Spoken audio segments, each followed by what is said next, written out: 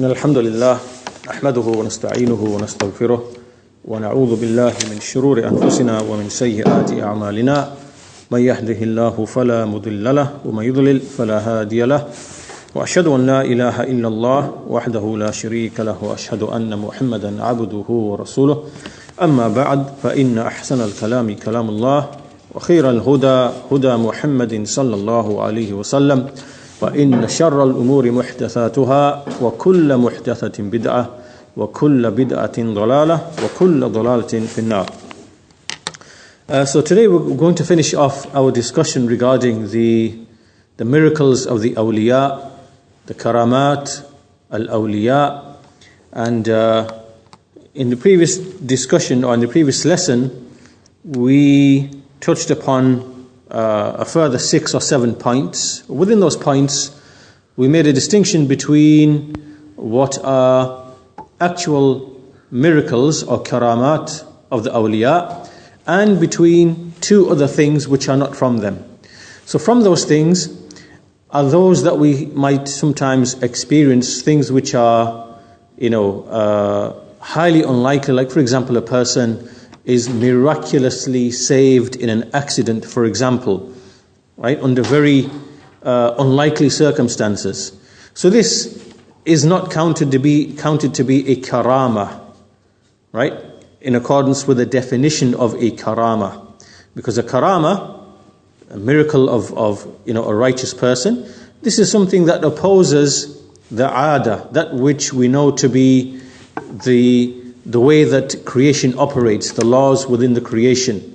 Right? In these kind of examples, what happens is that this is actually a favor and a bounty from Allah Azza wa Jal.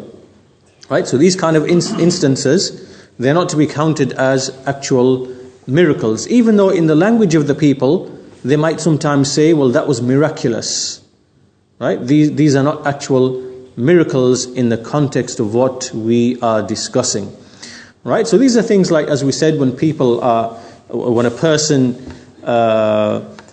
escapes death or harm or injury in a very, very, very unlikely circumstance. Or on the other side, maybe he achieves some benefit in which he was extremely likely to achieve. So this is one type of thing which does not enter into the category of the karamat of the awliya.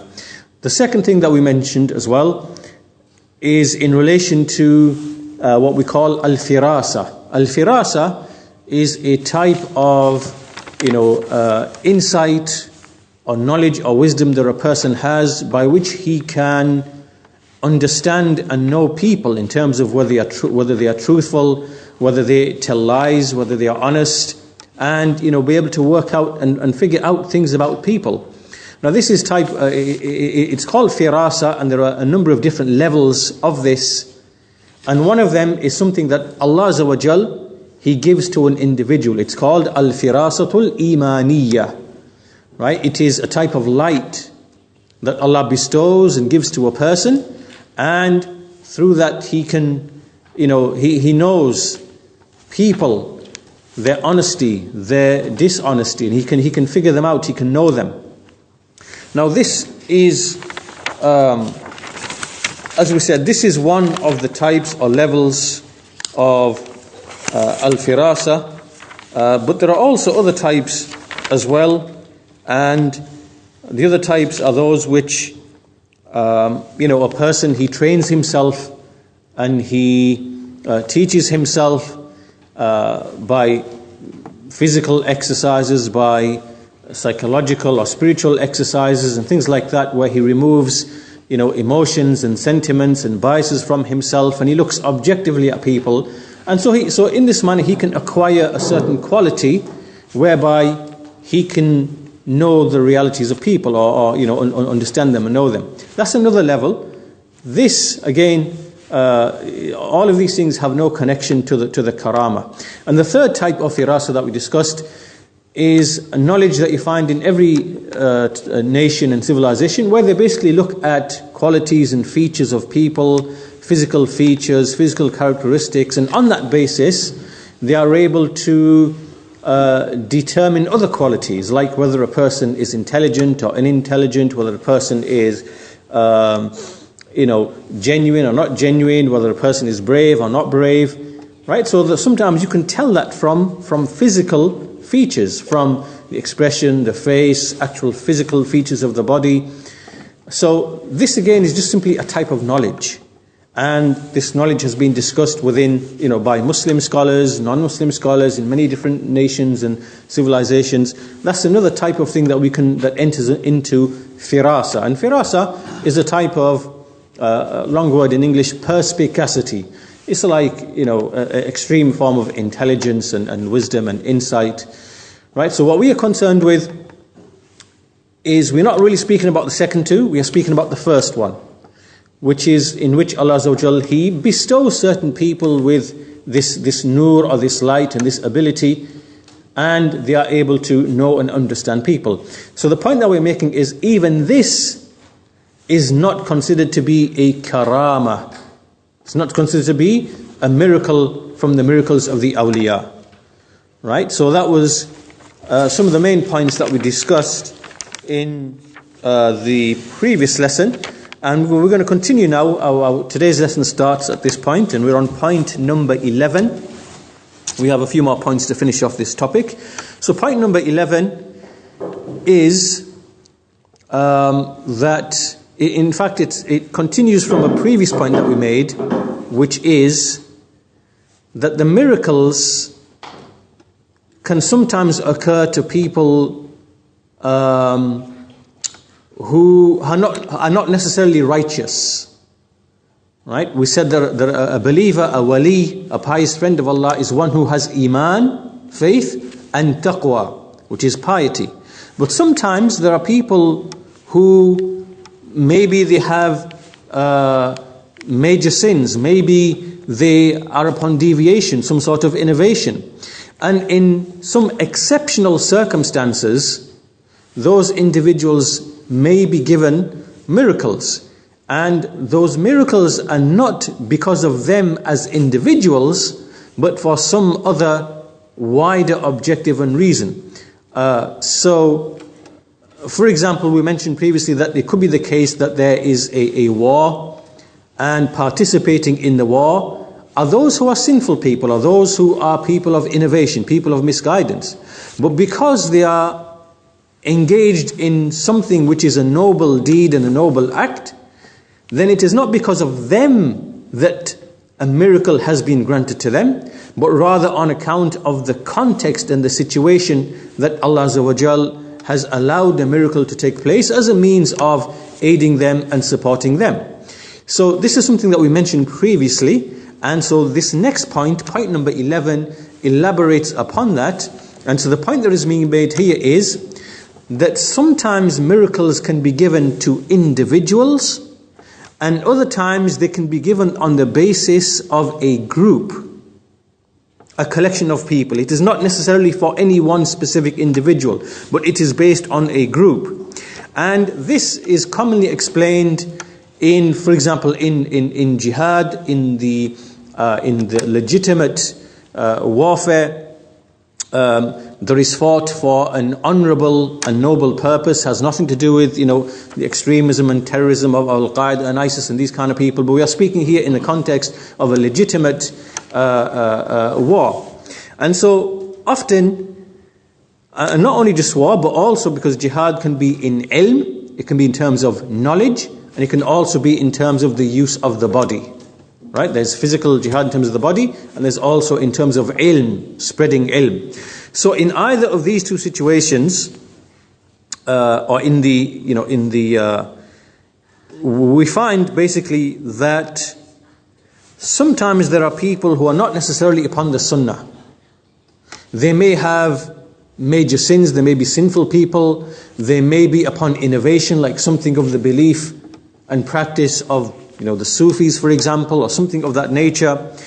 And so they're not holding fast to the sunnah, they're not multazimeen to the sunnah, but they are given aid and support against, for example, maybe some of the malahida, the heretics, the atheists, maybe the Yahud, maybe the Nasara, Jews, Christians, maybe against, the hypocrites, maybe against. So in history there are many examples where we can see, where we see that this has actually taken place, where the people of Islam, they were predominantly people of innovation, but nevertheless they were able to conquer and defeat, other civilizations and other nations. An example could be also here where you see Salahuddin al-Ayyubi, and we know that he was generally upon Sufism and the Ash'ari creed, but he was given victory over the Crusaders on the one hand, and also the Batiniyyah, the Ismaili Shiite Batinis. These were people who really, they were hypocrites, but they showed the face of Islam. They wore the gown of Shiism as a means of deceiving people, and they were, existed in North Africa in the 4th century, and they eventually took over various regions. They started from Morocco, they moved across to Tunisia, then they went across to Egypt, and they established the city of Cairo, and they took over a Sunni population, and these were disbelieving heretics. They used to worship the dead. They used to revile the Sahaba. They used to force the people to revile the Sahaba, and all sorts of evil, nasty things. So the people used to hate them. The Sunni Muslims used to hate them. So then Salahuddin al-Ayyubi, he came and he reconquered Egypt, took it away from them, and also we know that he also fought against the Crusaders. But he was upon the Ash'ari Aqeedah, and he was, we know that the scholars that were around in that time were upon that inclination. But we can see here that Allah Azza wa Jal, that He bestows strength, He bestows victory.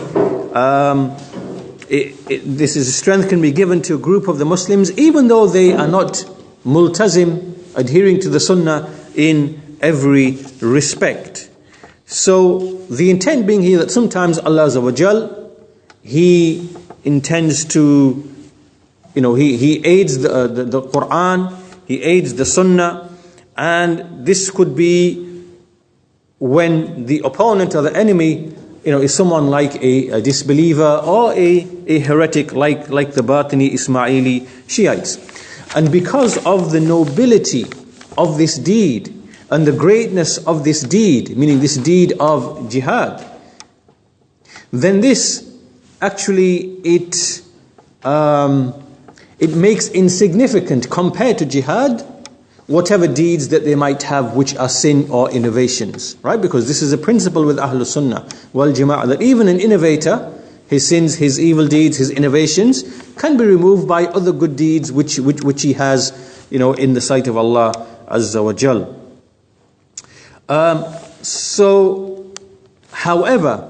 So this is something that we affirm, that karamat, miracles, can take place for individuals or groups of people who might be opposed to the Sunnah, in opposition to the Sunnah, right? So we affirm this. This is a reality that we affirm, and it actually takes place. However, this in no way does it mean, this simply means that these people, in the foundations, they are responding to Allah Azza wa Jal and the Messenger Sallallahu Alaihi Wasallam. Right? So at least they have something of religiosity, and they are, responding to Allah and His Messenger. However, we have to make sure that we are not deceived by certain people just because miracles are known to happen. Because as should be very clear now from the previous lessons that we've had, the occurrence of miracles does not itself imply absolutely that a person is upon right guidance, right? As we've already established previously, right? Because miracles can take place at the hands of, sometimes sinful people or sometimes people of innovation. So therefore, the point being that we should not be deceived by many of the stories that are often circulated about some of the mujahideen. Right? Some of those who are involved in jihad. And there could be people who are upon the way of the Khawarij, for example, the way of the extremists and the terrorists and so on and so forth, right? Because you hear stories which are circulated, and so-and-so miracle happened, and so-and-so miracle happened, and so-and-so happened, whatever else. So we are not deceived by the likes of these things, because those miracles do not establish absolutely that these people are upon right guidance, because of the nature of miracles in the context of what we've been discussing. So basically there are three positions you can take. There are three positions you can take. Some people, when they hear of the likes of these types of miracles that occur to individuals or groups of people who are upon innovation, who have deviation with them, they say, no, we don't believe this. This is not possible. Because these people are misguided, they are upon innovation, they have deviations. So therefore, we negate their existence. Right? So this is rejection. And there are other people who say, well, because they have miracles, this means that they must be righteous. They must be correct. And this means that they must be free from innovation. Because innovation, how can a person be given miracles when he has with him innovation and deviation? So these people then go to another side. And again, this is also incorrect. But as for the people of knowledge, the people who follow the way and the understanding of the Salaf, and this has been explained by Ibn Taymiyyah and many other scholars in his book An-Nubuwat and in other places, they say that yes, a person who is engaged in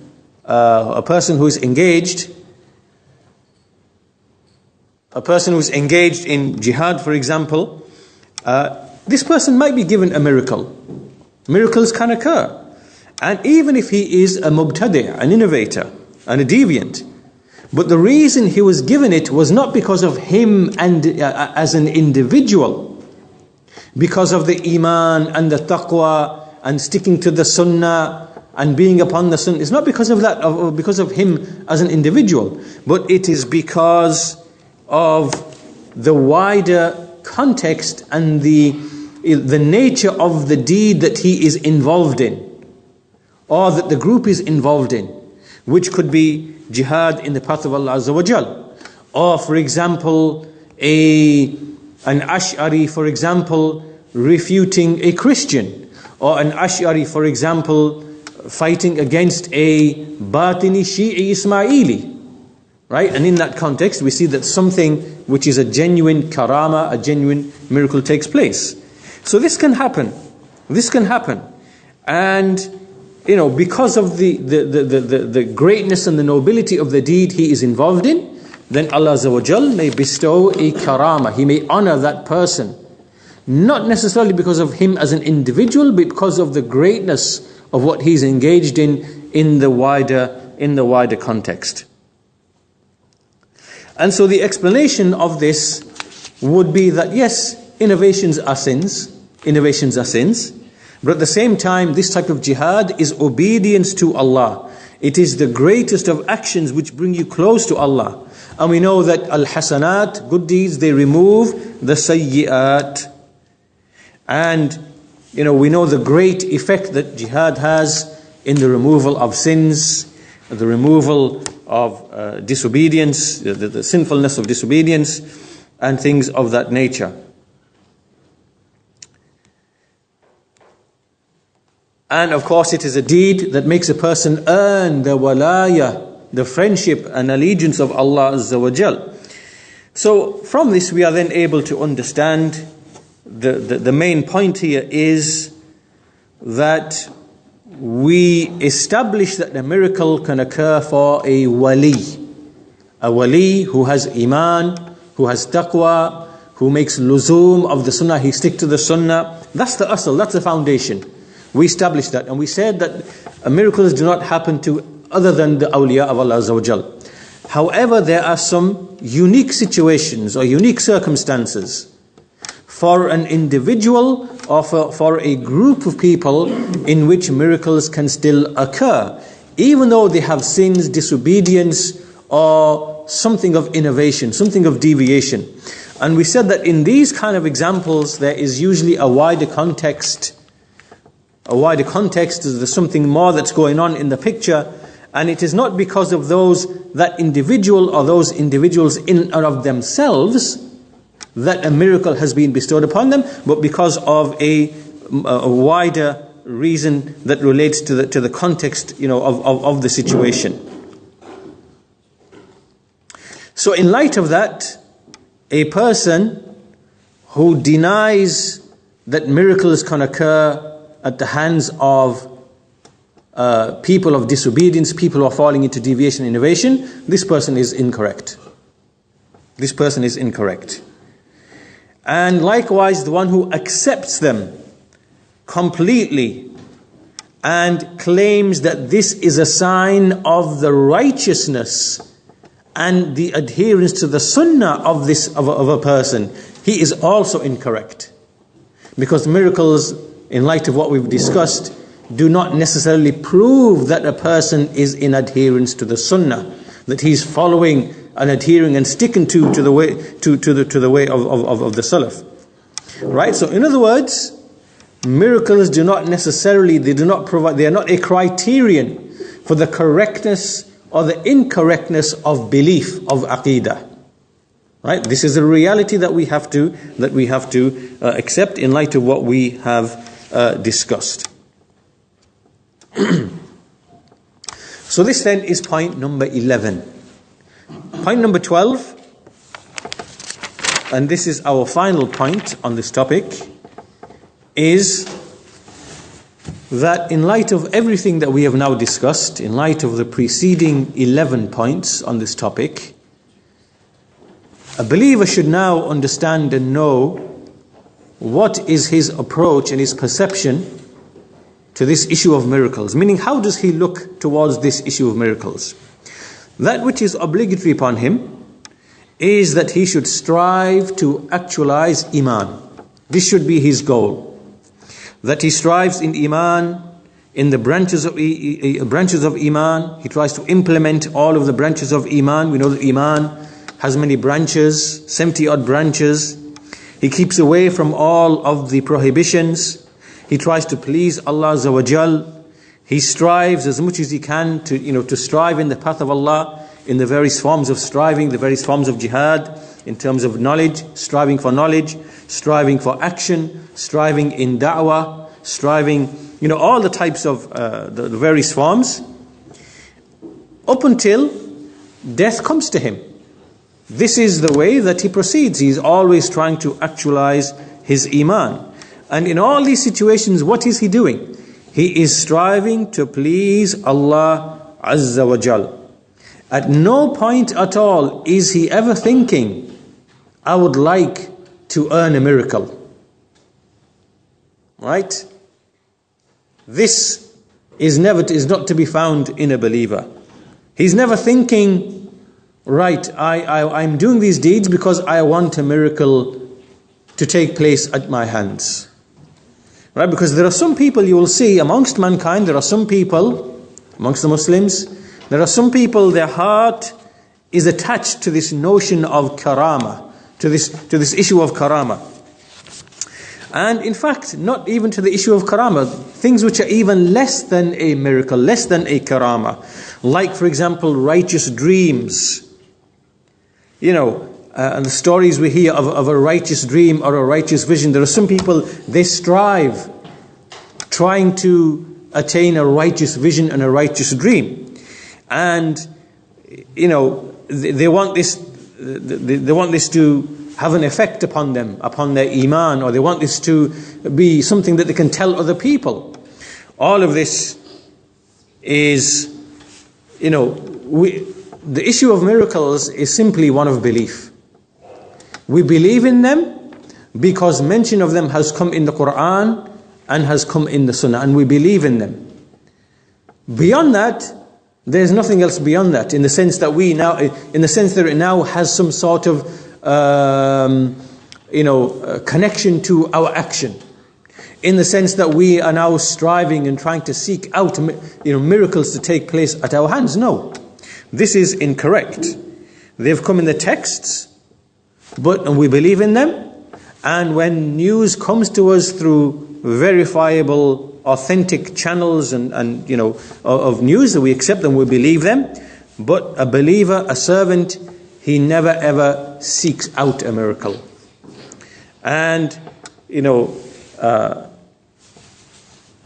as we've said before, that a miracle does not imply that you are a most perfect believer. Because miracles, as we said, there were few amongst the Sahaba, and not many are narrated from the Sahaba. And then there are much more amongst the Tabi'een, much more are narrated, but the Tabi'een are not better and more superior than the Sahaba. So, as we said, Allah Azza wa Jal, He looks at people. There are some whose Iman is stronger, they are more resilient, so therefore He puts them to trial, He gives them ibtila. There are others whose Iman is weaker. They would not be able to handle ibtila, they would not be able to handle being put to trial in their faith, in their wealth, in their health, in other affairs. So Allah Azza wa Jal, He gives them a miracle because of the weakness of their faith. And on account of that, they become stronger because they realize they need to be grateful to Allah, so it makes that attachment even stronger. Right? So a miracle does not imply that a person has some superiority or some excellence over other people. And so we see that when you look at many of the greatest of the scholars of the Muslims, we see that we don't really see necessarily great miracles being related from them, but we see them being put to trial. Shaykh al-Islam Ibn Taymiyyah was put into prison for a good part of his life, and he died in prison. He was oppressed. And Ibn Taymiyyah likewise, we mentioned Ibn Taymiyyah already, and likewise what happened to Imam Ahmad bin Hanbal. He was imprisoned on the issue of the Quran, the creation of the Quran. He was beaten, he was chained, he was imprisoned, he was humiliated, and so on and so forth. All of this is harm that came to him, tribulation, trial. And likewise we see what happened to Ibn al-Qayyim. Some of these scholars were actually humiliated. Ibn al-Qayyim, for example, he was paraded on the streets of Damascus on a donkey with his head facing down and his back facing up. Right? So he was put on a donkey with his head facing down and his back facing up, and he was paraded around the streets of Damascus for humiliation. Right? Because of, he was following the way of the Salaf, following his teacher Ibn Taymiyyah rahimahullah ta'ala, and the people, they humiliated him. And he was also put in prison as well, with his sheikh, with his teacher. However, we see that this didn't really affect the station and the position of Ibn al-Qayyim. He was praised thereafter, he continues to be praised today. His books and knowledge and ilm is widespread, and it is extremely beneficial. Right? So Allah raised his position. But if you look at how these scholars were treated, they were put to trial because of the strength of their faith, the strength of their iman, the strength of their conviction. So it does not mean that you have to have miracles, that therefore, because you have miracles, therefore now this is a sign of your great strength in iman. No, this is not the way to look at the issue. So the point then behind all of this is that the criterion is in following the sunnah. Miracles are not a criterion. Miracles are not a criterion. This is the way of the Sufis and people like them. The criterion is sticking to the sunnah, following the way of the Salaf, actualizing your faith, increasing your faith, obeying Allah, following the messenger, following the way of the Salaf.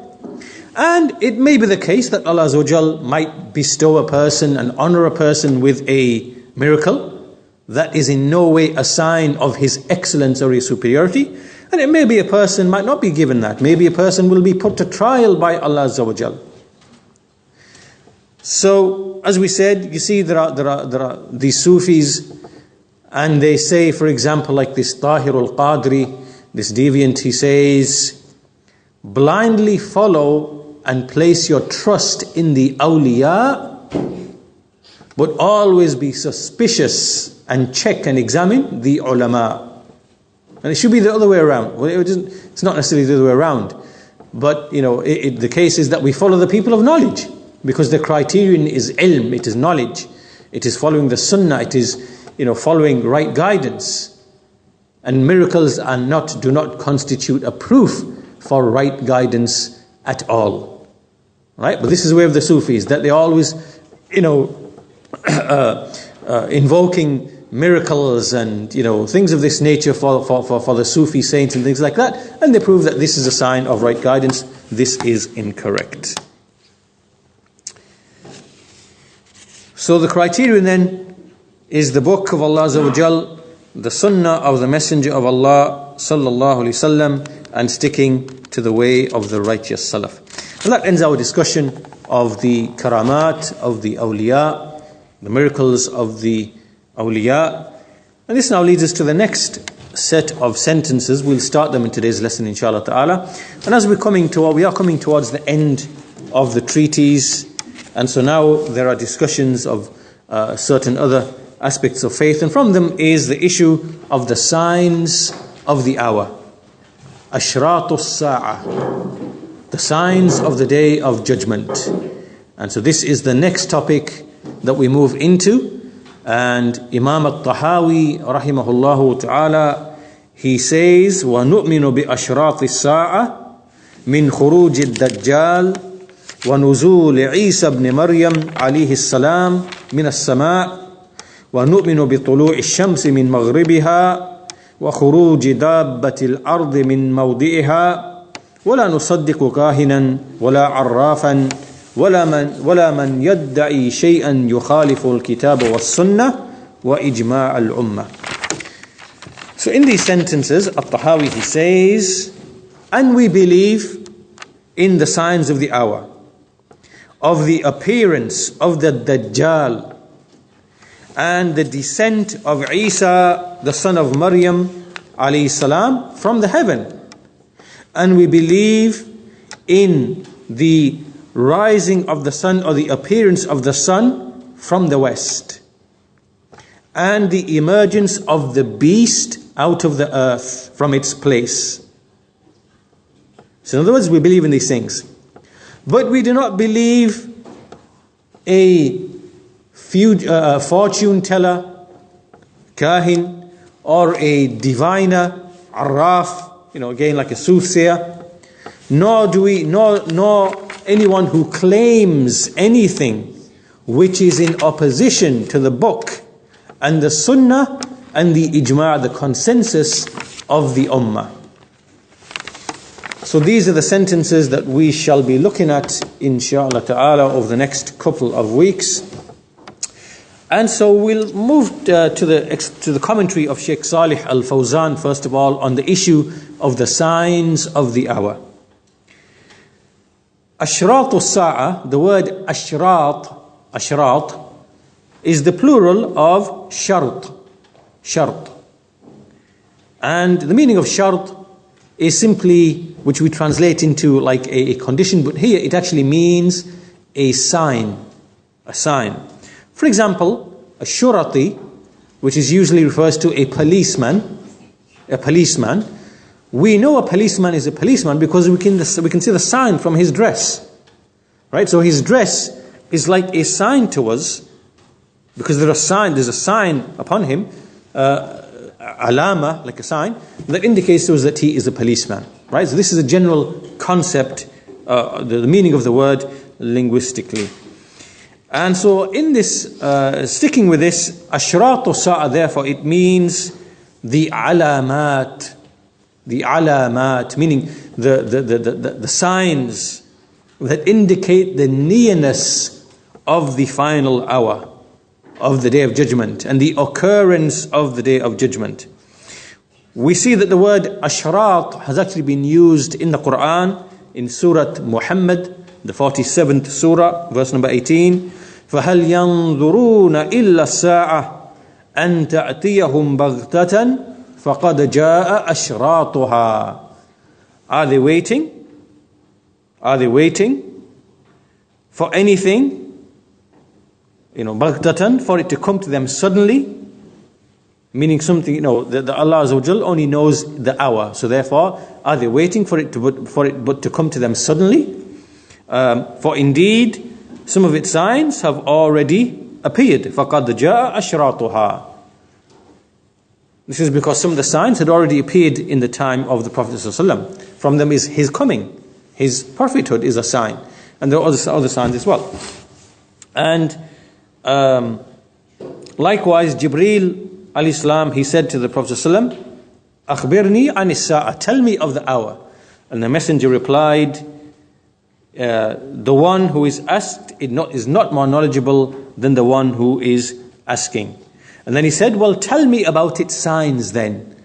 And he said, from its signs is that the slave girl will give birth to its own master. And you will see the naked, like the Bedouins, the shepherds, the unclothed shepherds, they will be competing in building lofty buildings. So this is the meaning of ashrat, the signs of the hour. Now the scholars have divided signs into three categories. The Shaykh explains, first of all, there are the alamat as-sughra, alamat as-sughra, the minor signs. The minor signs, and these are the signs that the Shaykh says have already appeared and they have ended. They already appeared and they have ended. Then we have the alamat al-wusta. Al-alamat al-wusta. These are the intermediate signs. These are signs which have never ceased to appear and they continue to appear in our times. From them, for example, are the rapid means of transport, the rapid means of communication, the mining of precious materials from the earth, the cities becoming closer to each other, meaning that distances are becoming closer, as if the world is one global village. Likewise, the return of the Yahud to the land of Palestine, and awaiting the Dajjal, and the appearance of many battles and wars and things of that nature. All of these are from the signs that have been mentioned, and these are signs that we see playing out, taking place, and continue to take place. Now the third category are the signs which are known as al-alamat al-kubra. Al-alamat al-kubra, which are the major signs. And they include the emergence of the Dajjal, the descent of Isa alayhi salam, the appearance of Ya'juj and Ma'juj, and the appearance of the beast from the earth, the rising of the sun from the west. All of these things have not actually taken place, but they will take place successively after the first of them takes place. So this is the speech of Shaykh Salih Al-Fawzan on the issue of the signs of the hour. We'll move now to the commentary of Shaykh Salih Al-Shaykh on this sentence, on the issue of the signs. And so he says that what Imam Al-Tahaawi intends here is to say that in the Quran and in the Sunnah of the Prophet ﷺ, there is a mention of many things that relate to the unseen, the ghaib, which are to appear or which are to take place near to the final hour. Or they could be from the signs of those events, or from the signs of the hour. So therefore, these affairs enter into Iman. They are part and parcel of Iman. To believe in them is from Iman. It is wajib to have Iman in them. Now, they enter into Iman from a number of angles. First of all, the signs of the hour are things which are from the unseen. And Iman, if you think about Iman, all of Iman is from the affairs of the unseen. If you think of all of Iman, it is really in relation to matters which are unseen. Those things which Allah has informed us of, or the Messenger is informed us of. If you think about all of the 6 pillars of Iman, all the 6 pillars of Iman are from the unseen. If you think about it. Belief in Allah Azza wa Jal. We have not seen Allah Azza wa Jal. Belief in the angels. We have not seen the angels. Believe in the books, the previous books. We have not seen the previous books. The messengers, we have not seen the previous messengers. The last day, we have not seen. It's from the unseen. Al-Qadar, the reality of, Al-Qadar, Allah's decree, His ilm, His writing of this ilm. All of this we do not see, we do not perceive, we do not see this. So all of Iman, the 6 pillars of Iman are from the ghaib, are from the unseen. And so therefore, the signs of the hour which have been mentioned, they therefore also fall into belief in the unseen. And belief in the unseen is the very first quality of a believer mentioned in the Quran. Alif Lam Mim, ذَلِكَ الْكِتَابِ لَا رَيْبَ فِيهِ هُدًى لِلْمُتَّقِينَ الَّذِينَ يُؤْمِنُونَ بِالْغَيْبِ. Alif Lam Mim, that is the book. There is no doubt therein. It contains guidance for the pious, those who believe in the unseen. So this is the first thing. What does Imam al-Tahawi intend? He wants to inform us about things that we are obligated to believe in because they are from Iman, they are from faith, they are from the affairs of the unseen. And the nature of Iman is that we believe in that which is unseen. All the 6 pillars of faith are from the unseen. Also because we know that there were many factions that were present in the time of al-Tahawi, around the turn of the 4th century, just after 300, the Mu'tazila and other than them, they denied certain affairs of the unseen, like for example belief in the Dajjal, belief in the Mahdi and things which came through a hadith. They denied them. And because these affairs like the sun rising from the west, all of these affairs, they were things they could not really grasp or understand. And so therefore they rejected belief in these things. So Imam al-Tahawi has mentioned these things to affirm our belief in them. Now, as far as we're concerned, we only have one principle. That principle is that as long as we have something in a verse of the Quran, and as long as we have something that is authentically related from the Messenger of Allah ﷺ, in a hadith which is sahih, does not have to be mutawatir, it is simply sahih, authentic, then we are obligated to believe in that matter of the unseen which has been mentioned. Now we come to the issue of, again, we come back to the issue of the signs and the definition of the signs. And again, ashrat is the plural of shart, and it simply means an alama allati tufarriqu ash-shay wa tumayyizuhu an ghayrihi. Alama is simply a sign that separates something and distinguishes it. That's the meaning of shart here, like a sign. It is something that separates something and distinguishes it. And ashrat here, ashrat as-sa'a, the intent is the ayat and the alamat which inform us about the nearness of the establishment of the hour. So either they tell us of the imminence of the hour, meaning it's very close to happening, in which case there would be the major signs, or that it is approaching, in which case they would be from the minor signs. And again, we mentioned the ayah in the Quran that's already been, the word ashrat, signs of the hour, it comes in Surah Muhammad, verse number 18, فَقَدْ جَاءَ أَشْرَاطُهَا. And this ayah indicates two things, a number of things. Number one, that the hour actually has signs. This is proof in the Quran for signs of the hour, belief in the signs of the hour. And secondly, that there are some signs that have already happened, because the ayah says, فَقَدْ جَاءَ أَشْرَاطُهَا. Its signs have already come. So it means that some signs already happened in the time that the Quran was being revealed. And this implies, therefore, that there are some signs which are very distant away from the final hour, some signs which are closer to the final hour, and some signs which are, indicate the imminence, the very close occurrence of the hour itself. And likewise, we see in the Sunnah, there are indications, the hadith, إِنَّهَا لَن تَكُونَ, meaning the sa'a, حَتَّى تَرَوْا قَبْلَهَا عَشْرَ آيَاتٍ. Indeed, the final hour will not befall until you see 10 signs before it.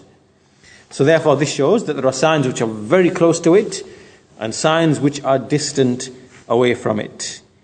And an ayah simply means something that is, very clear and very apparent. It's very wadih. It is, zahir and apparent and very clear, in which there's no confusion. So that's the first issue then. The meaning of shart, it's an alam, it's a sign, and it's indicated in the Quran and the Sunnah. The third issue is, what is the meaning, how have the scholars categorized the ashrat? We've already discussed that from the speech of Sheikh Salih al-Fawzan, but there are actually two classifications. Some scholars say they are simply the minor signs and the major signs, that's it.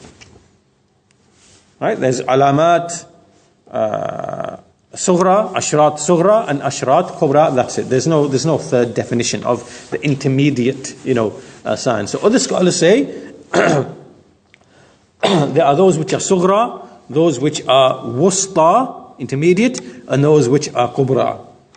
And the Shaykh says really it's the first one that we stick to and depend upon. The first one, the two classifications, whereas the third one is really more of an explanatory categorization. It's not really necessary.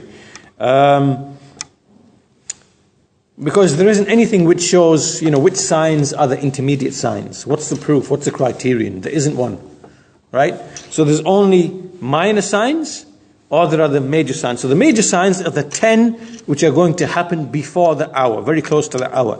And everything before that is really from the minor signs. And they're continuously, taking place. So as for the definition, so the major signs, we know what they are because they are clearly mentioned, the 10 in number in the Sunnah. But the minor signs, how do we define the minor signs? And what is the evidence that something is a minor sign? The minor signs are those that indicate the approach or the nearness of the hour, and which are not from the 10 which indicate the imminence, meaning the very close occurrence of the hour. They're not from the 10, but they're just simply signs that indicate that in general the hour is close. And these minor signs, they occurred in the time of the Prophet ﷺ, and they never ceased to continue to occur up until this time of ours, and they will continue up until the major signs then appear. We shall discuss these in a bit more detail, inshallah ta'ala, in a lesson to follow. And this brings us now to the third point. So the second point was to do with classifications. Really, we stick to the twofold classification, minor signs or major signs. The third point that we move to and that we'll finish with, inshallah ta'ala, the third point is that the minor signs are very many indeed. They are very many indeed. And we should understand that just because something is a sign of the hour, it does not automatically mean that something being a sign of an hour, that it is praiseworthy or it is blameworthy. Right? It's important to understand this. Just because something has been made to be a sign of the hour does not mean that thing is praiseworthy or blameworthy, that it is something positive or something negative in and of itself. Rather, it is simply an ayah, a dalil. It's simply a sign and an indication. It says nothing about whether that thing is praiseworthy or blameworthy. Sometimes those signs could be praiseworthy. For example, the splitting of the moon as it relates to a sign for the prophethood of the Messenger of Allah sallallahu alaihi wasallam, this is something praiseworthy. It's mentioned in Surah Al-Qamar at the beginning, where the splitting of the moon is mentioned in connection to the approach of the hour. The hour is approaching and the moon has split, right? So that's a sign of the hour. But it is something praiseworthy because it establishes the prophethood of Muhammad sallallahu alaihi wasallam. And sometimes the sign can be in itself blameworthy, or it could be disliked. It could be unlawful, could be haram. It could be disliked, right? So something being a sign does not mean that it is haram, it is blameworthy, or it is disliked. That is not implied by something being a sign. Rather, sign could be positive, praiseworthy, could be unlawful, haram, blameworthy, could be disliked, right? Could be something that's just simply permissible. There's no indication that something being a sign, it doesn't affect its status as far as what the Sharia is concerned in terms of rulings. So the intent then is anything that the evidence shows that it is a sign, it does not show that it is praiseworthy or blameworthy in and of itself. Now the signs of the hour are very many indeed.